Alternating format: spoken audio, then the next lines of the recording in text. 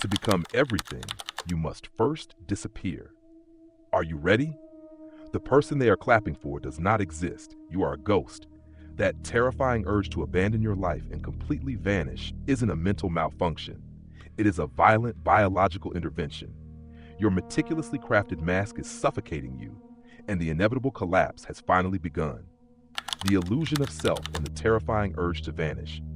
Have you ever stood in the center of a crowded room, surrounded by applause and admiring eyes, yet felt completely, terrifyingly dead inside? You smile, you nod, you play your part to absolute perfection, but deep down, a chilling realization grips your throat. The person they are clapping for does not actually exist. It is a ghost, a meticulously crafted illusion. We are living in an era so deafeningly loud that our very existence seems validated only through the consumption of our souls by others. Every single morning, you wake up and swallow a colossal lie, one force-fed to you by self-help gurus, motivational speakers, and even your closest loved ones. Find yourself. Be the best version of you. But let me tell you the brutal truth. That best version is nothing but a silent dictatorship, a psychological cage forcing you to mutilate your true self to fit a prepackaged mold of fake success. It is not a beautiful journey of self-discovery.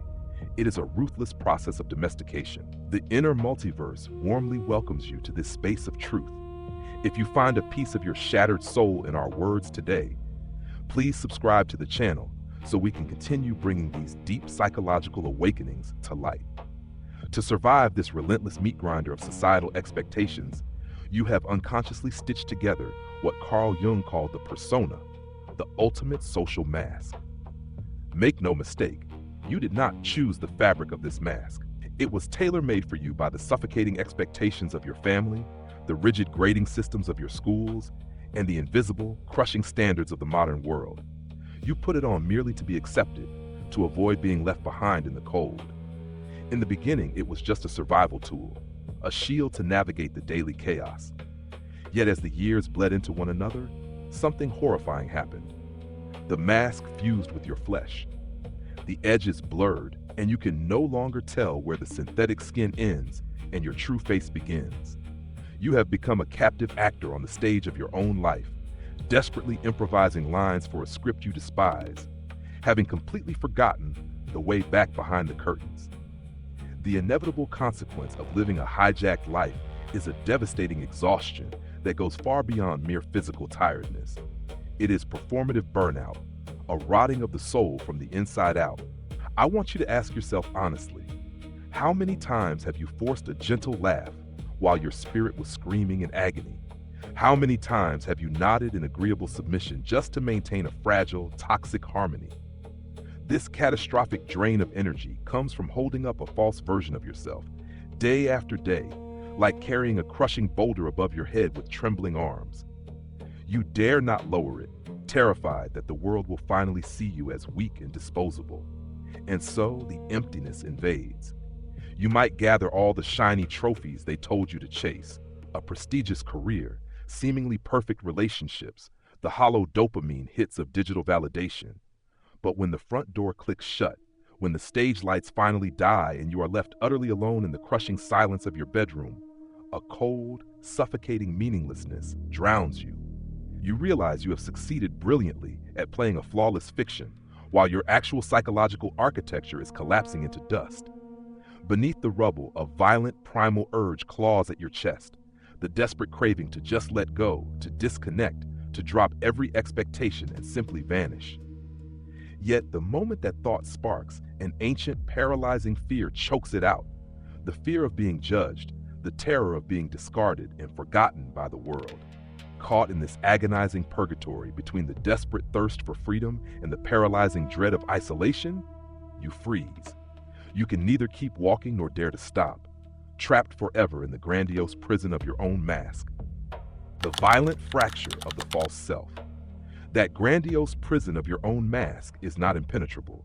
Eventually, the cracks begin to show, and the psychological collapse that follows is as violent as it is profoundly silent.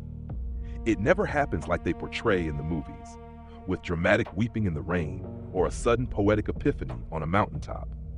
No, the fracture of your false self happens on a mundane Tuesday afternoon while you are staring blankly at a spreadsheet, or while you are waiting for the traffic light to turn green. Suddenly, an alien sensation grips your chest. The carefully curated persona you have worn for decades simply refuses to respond to your commands. You open your mouth to deliver the expected witty remark, the usual comforting lie, but nothing comes out. Your emotional muscles, perpetually strained from holding up the heavy facade of the good employee, the perfect partner, or the reliable friend, simply tear. Carl Jung called this the emergence of the shadow, the dark, suppressed reservoir of everything you were forced to hide to remain lovable. All the unexpressed rage, the deeply buried grief, the unorthodox desires you deem too ugly for the light of day, begin to seep through the fissures of your breaking mask. I remember the terrifying vertigo of this exact phase in my own life. I thought I was losing my mind. You will likely think you are losing yours too. You will view this sudden apathy, this overwhelming inability to perform your daily social rituals, as a catastrophic failure. Society will be quick to pathologize you, labeling your deep existential exhaustion as mere depression or a temporary malfunction that needs to be urgently medicated away so you can get back to being a productive cog. But what if I told you that this breakdown is not a malfunction at all? It is a biological and spiritual intervention. Your psyche is initiating a forced shutdown because the operating system of your life is built on a fundamental lie. The terror you feel is not the fear of dying.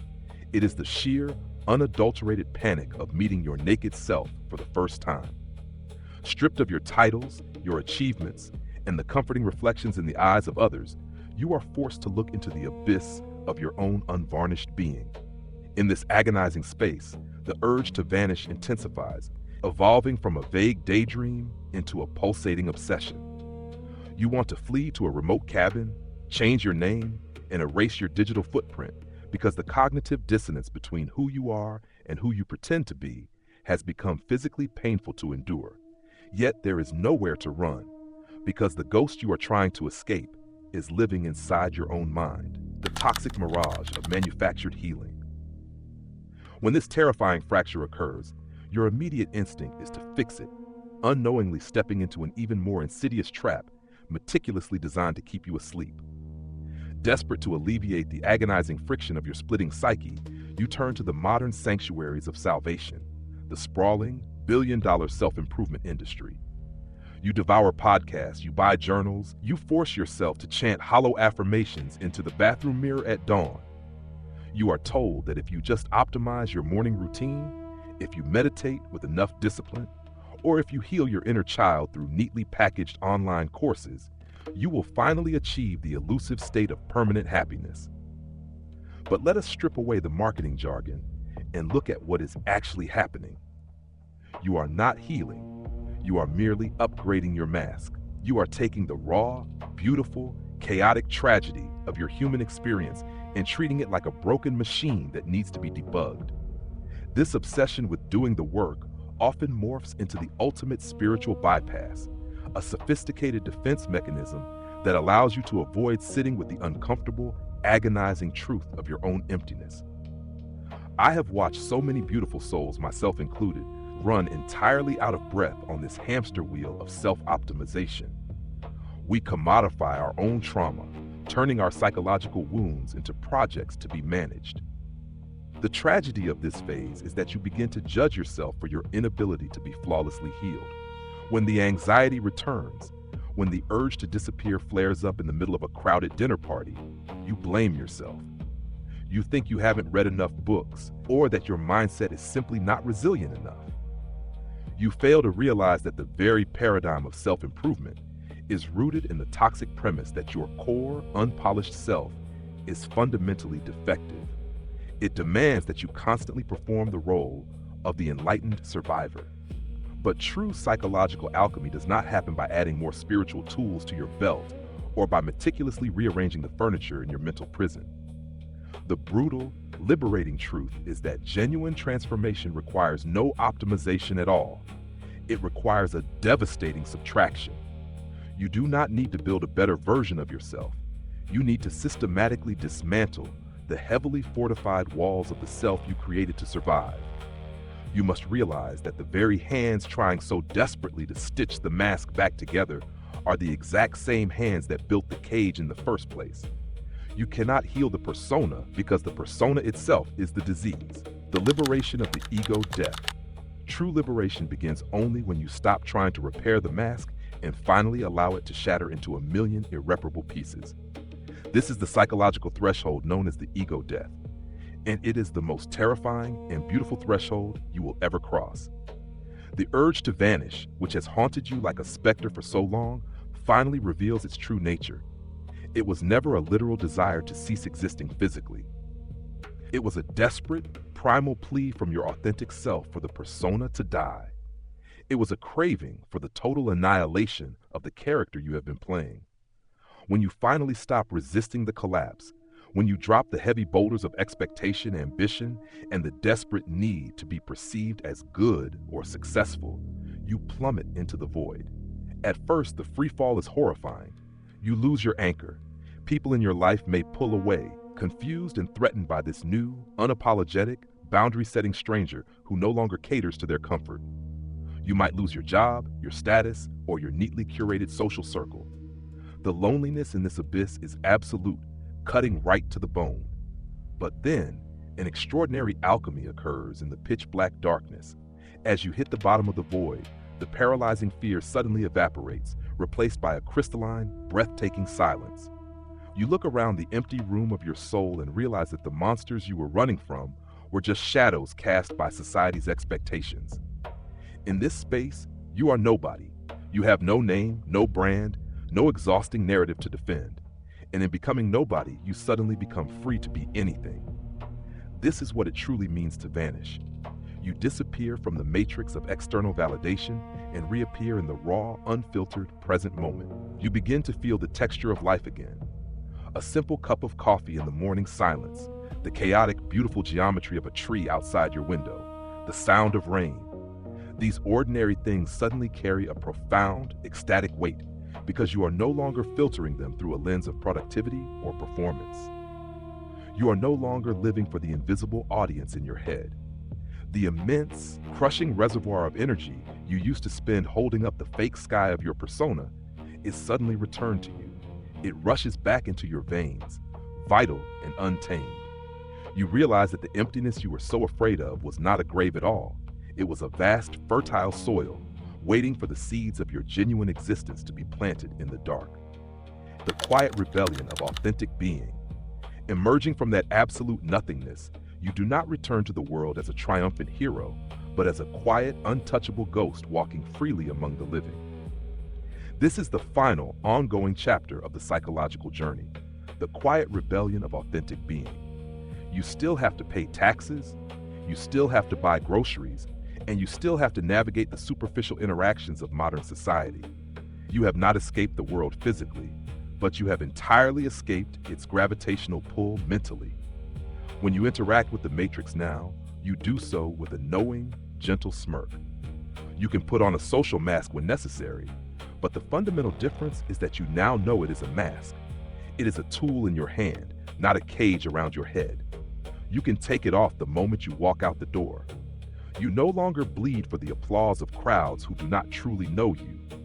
When someone misjudges you, or when you fail to meet the arbitrary standards of success dictated by a deeply sick society, it no longer triggers a spiral of self-hatred. You observe their judgments like a stone sitting quietly at the bottom of a rushing river. The water crashes violently over it, but the stone remains entirely unmoved.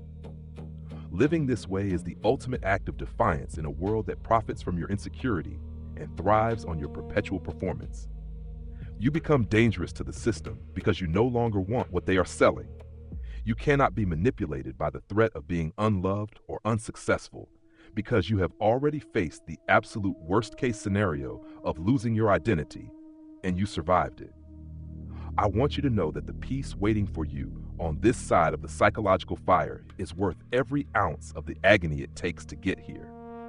It is a quiet, unspectacular peace. It does not require a stage, a microphone, or a million followers to validate it. It is found in the soft rhythm of your own breathing, in the quiet integrity of saying no without an apology, and in the profound, sacred joy of finally coming home to yourself. The terrifying urge to vanish eventually dissolves, not because you found a way to bear the noise of the world, but because you finally found the courage to let the false version of yourself disappear forever, leaving behind nothing but the undeniable, unshakable truth of who you really are. And finally, summary. In essence, the profound desire to vanish is not a symptom of psychological failure, but a desperate biological cry from your authentic self, begging for liberation from the exhausting performance of daily life. We spend decades constructing an elaborate mask to secure love, acceptance, and societal success, only to realize that this very mask has become a suffocating prison. When the cracks inevitably appear, society and the modern self-help industry trick us into trying to patch the shattered pieces through endless, toxic self-optimization. However, true healing is never found in adding more spiritual tools or upgrading your persona. It requires the devastating courage to subtract. It demands letting the false self completely shatter. This ego death plunges you into a temporary void of absolute terror, stripping away all external validation. Yet, it is within this very abyss that you discover unshakable freedom. By allowing the manufactured character you have played to die, you are reborn not as a loud, triumphant hero, but as an untouchable observer. You realize that true peace lies in dropping the heavy burden of societal expectations. You can still navigate the modern matrix, but you do so with the profound knowledge that your worth is no longer tied to external applause. You become fundamentally free because you have found the ultimate sanctuary, the quiet, unvarnished truth of your authentic being. The profound lesson: genuine psychological freedom is not an act of addition, but of absolute subtraction. You are not a broken machine that needs to be constantly optimized, managed, or healed through endless self-improvement routines. The suffering you experience is not a flaw in your core being, but a natural, healthy rejection of the inauthentic mask you were forced to wear. To truly live, you must stop trying to fix the persona and find the courage to let it fall apart. How to apply this to your daily life? Observe the mask. When you interact with others at work or in social settings, practice noticing when you are putting on a performance simply to please them or gain approval. Acknowledge the mask without judgment, realize it is just a tool, and consciously choose to take it off when you are alone or with trusted individuals. Embrace the power of no. Start setting quiet, firm boundaries. Say no to commitments, superficial conversations, or societal expectations that drain your authentic energy, and practice doing so without over-explaining or apologizing. Step off the improvement wheel. Dedicate time each day to simply be instead of trying to fix yourself. Replace one of your optimization routines with sitting in pure silence. Allow yourself to feel empty, bored, or unproductive without viewing it as a failure. Detach from judgment. When someone misunderstands you or criticizes you, practice letting their opinion pass by you like water over a stone. Remind yourself that they are merely judging a societal projection, not your true essence. A question for you: what is one specific situation or environment in your daily life where you feel you have to wear a mask the most? Please kindly share your thoughts in the comment section below so we can all read and learn from each other's unique perspectives. If you found value in this message, please hit the subscribe button. Your subscription greatly supports the channel and gives us the motivation to continue creating deep, meaningful content for you in the future.